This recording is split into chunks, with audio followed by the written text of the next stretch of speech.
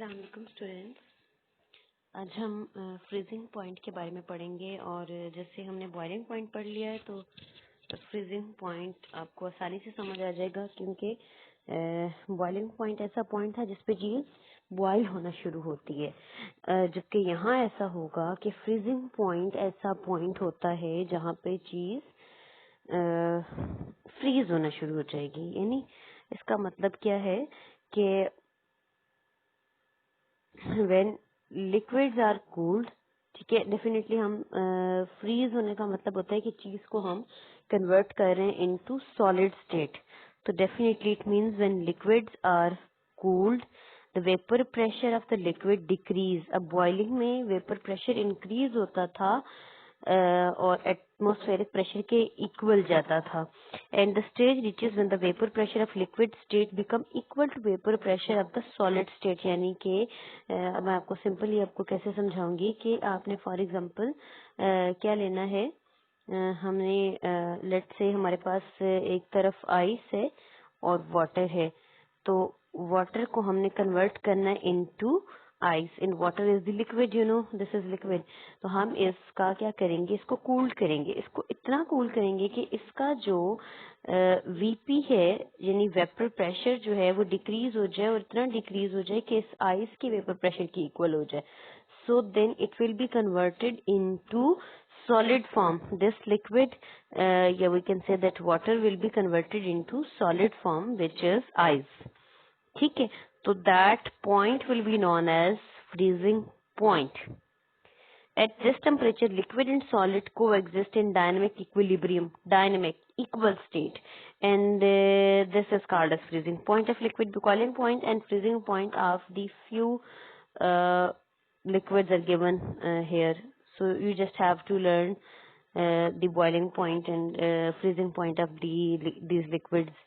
और वाटर का, diethyl ether का, एसिटिक एसिड का याद कर लें ताकि आपको एमसीक्यूज में आए तो आपको कोई मुश्किल ना हो। So next property is diffusion. ठीक है, the liquid molecule are always in the state of motion. अब आपको ये बात पता है कि सॉलिड जो है वो फिक्स होते हैं, but liquids are always in the state of motion, they are moving. They move from higher concentration to lower. It's obvious कि liquids always usually prefer to move from the higher concentration, वहाँ जहाँ ये ज्यादा amount में हो वहाँ से लो की तरफ मूव करें। They mix up with the molecule of other liquids. अब ये क्या करते हैं, they mix up with the molecule of other liquids so that they form homogeneous mixture. अब जाहिर सी बात है जब मोशन होती रहती है, ये जब ऐसे मूव करते रहेंगे तो वो क्या बनाएंगे, मिक्सचर बना लेंगे। For example when a few drops of ink are added in the beaker of water, ink molecules move around and after while spread in whole of the beaker. ये आपने फॉर एग्जाम्पल क्या किया है, beaker लिया है और इसमें आपने एक ड्रॉप इंक का डाल दिया। अब क्योंकि इसमें कॉन्टिन्यूअस मोशन हो रही है, so after some time this ink जो आपने ड्रॉप डाला है, दिस इंक या drop of ink will spread in the whole of beaker. अब ऐसा क्यों हुआ, because you know that the liquid inside that beaker was, the molecules of the liquid inside that beaker was moving. ठीक है, just diffusion has take place. Liquid diffuse like gases, but their rate of diffusion of liquid is very slow, क्योंकि इनके molecules जो होते हैं उनकी density high होती है, मॉलिक्यूलर वेट ज्यादा होता है इस वजह से। ठीक है, तो next is diffusion of liquid depends upon the following factor. तो फैक्टर्स हमारे पास यहाँ पे जरूरी हैं जो हमने लाजमी तौर पे पढ़ने हैं, और फैक्टर्स में हमारे पास we have four factors: intermolecular forces, size of molecule, shape of molecule, and the temperature.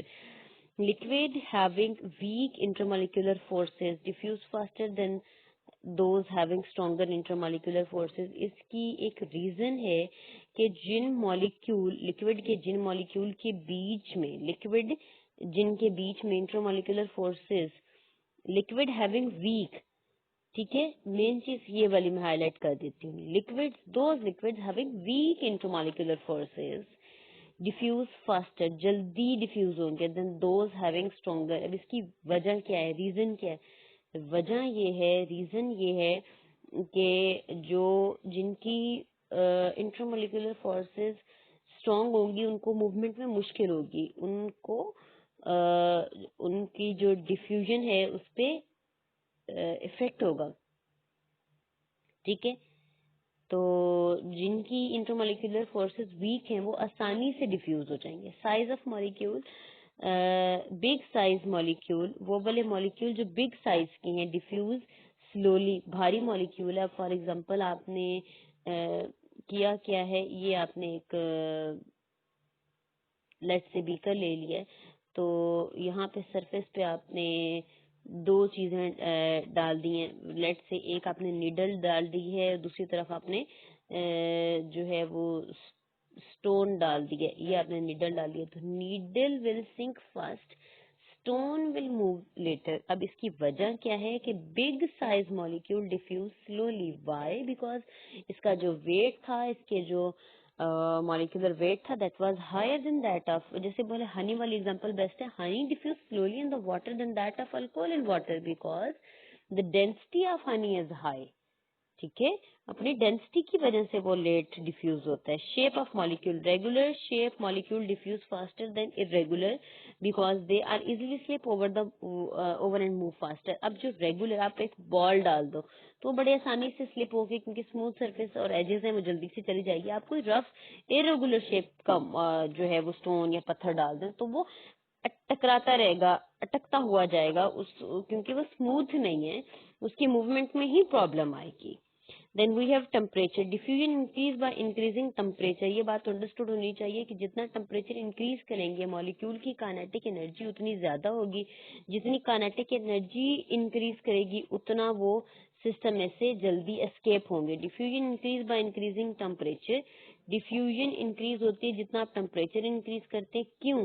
Because at higher temperature the intramolecular forces become weak due to higher kinetic energy. अब आपको एक बात मैंने पहले भी समझाई थी कि डिफ्यूजन के टाइम पे यहाँ से मॉलिक्यूल एस्केप वही वाला होगा। ये अगर सिस्टम है तो इसको आप बॉईल कर रहे हो वाटर को यहाँ पे, तो इसमें से वही वाले मॉलिक्यूल वेपर की फॉर्म में निकलेंगे या डिफ्यूज होंगे जिनकी काइनेटिक एनर्जी ज्यादा हो जाएगी। कितनी ज्यादा कि वो जो इस मॉलिक्यूल के यहाँ पे इसमें बीकर में जो मॉलिक्यूल्स हैं उनकी जो आपस में इंटरमॉलिक्यूलर फोर्सेस है उससे ज्यादा, ताकि ये उन पे डोमिनेंट हो सके कौन सी फोर्स, काइनेटिक एनर्जी वाली, और वो उस मॉलिक्यूल को यहाँ से एस्केप करा ले। तो इट मींस कि जितना टेम्परेचर हाई होगा उतनी ज्यादा काइनेटिक एनर्जी बढ़ेगी, उतनी ज्यादा मॉलिक्यूल यहाँ से मूव करेंगे।